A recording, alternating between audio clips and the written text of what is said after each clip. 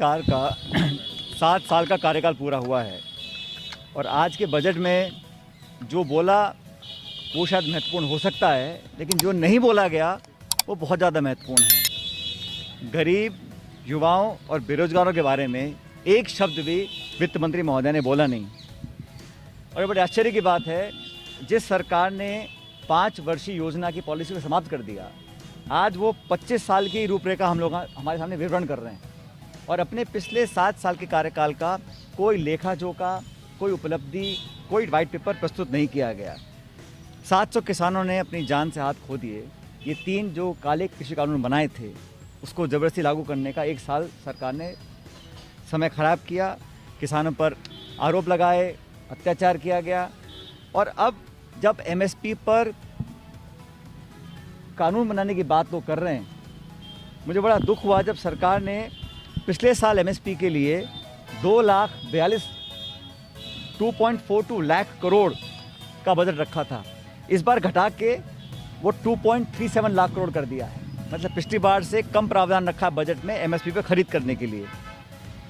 दूसरी तरफ चीन लगातार आक्रमण करते हुए हमारी सीमाओं के अंदर घुसता चला जा रहा है और जो डिफेंस का बजट था, जीडीपी का 2.6% पिछले साल था, इस साल 2.2 रख दिया गया है। और 1,22,000 पद आज फौज में पद खाली पड़े हैं। 10,000 पद अफसरों के हैं जो भरे नहीं गए। तो लगातार हमारी सुरक्षा ढांचा को बजाय मजबूत करने के उसको कमज़ोर होने दिया जा रहा है।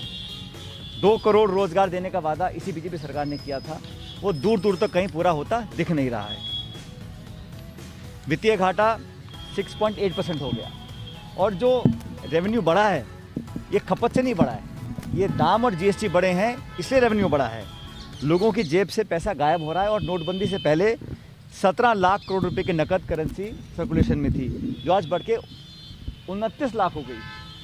तो काला धन कहाँ समाप्त हो रहा है ये आंकड़े सरकार को बताने चाहिए। और प्रधानमंत्री जी ने राजस्थान में जो ईस्टर्न कैनाल प्रोजेक्ट है उसके बारे में घोषणा की थी। आज इस बजट में एक बार फिर राजस्थान को जो ईस्टर्न कैनाल के लिए एक नेशनल प्रोजेक्ट डिक्लेयर करने की हम उम्मीद लगाए बैठे थे, राजस्थान के 25 सांसद भाजपा के हैं और प्रधानमंत्री जी ने वादा खुद राजस्थान की ज़मीन पर किया था।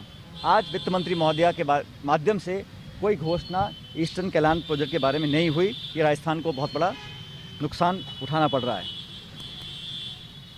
अब देखिए, बजट एक स्टेटमेंट ऑफ अकाउंट्स होता है, इसको आप कैसे भी पढ़ सकते हैं, लेकिन जो मंशा है, जो उसका फोकस है, वो मिसप्लेस्ड मुझे लगा।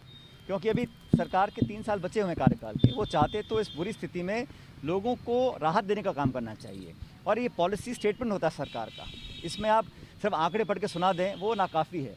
तो सरकार का मुझे लगा नहीं कि इंटेंशन था कि ज़ख्म पर मरहम लगाएं या आज जो ऐतिहासिक रिकॉर्ड है हमारे यहाँ देश में बेरोज़गारी का, उस पर वो कुछ ऐसा कदम उठाएं ताकि लोगों को उम्मीद जगे। ऐसा कुछ बजट में दिखाई नहीं दिया। सर, रीट को लेकर निजी निवेश, पब्लिक इन्वेस्टमेंट और विदेशी निवेश सब में कमी आ रही है। सरकार को कोरोना काल के बाद एक ऐसा बजट पेश करना चाहिए था जहां मध्यम वर्ग, छोटे दुकानदार, छोटे व्यवसायी, उनकी मदद और सहायता के लिए संसाधन और पैसा उपलब्ध कराते। लेकिन आंकड़ों के जाल में डिजिटल करेंसी का कानून तो बना नहीं है, लेकिन उस पर टैक्स लगाने की बात कर दी है। तो बहुत सारी बातें ऐसी कही गई हैं जो मैं समझता हूँ काल्पनिक हैं, कागजी हैं, लेकिन धरातल पर महंगाई कम करने का, बेरोज़गारी कम करने का कोई ठोस कदम इस बजट के माध्यम से जनता के सामने पेश नहीं हुआ।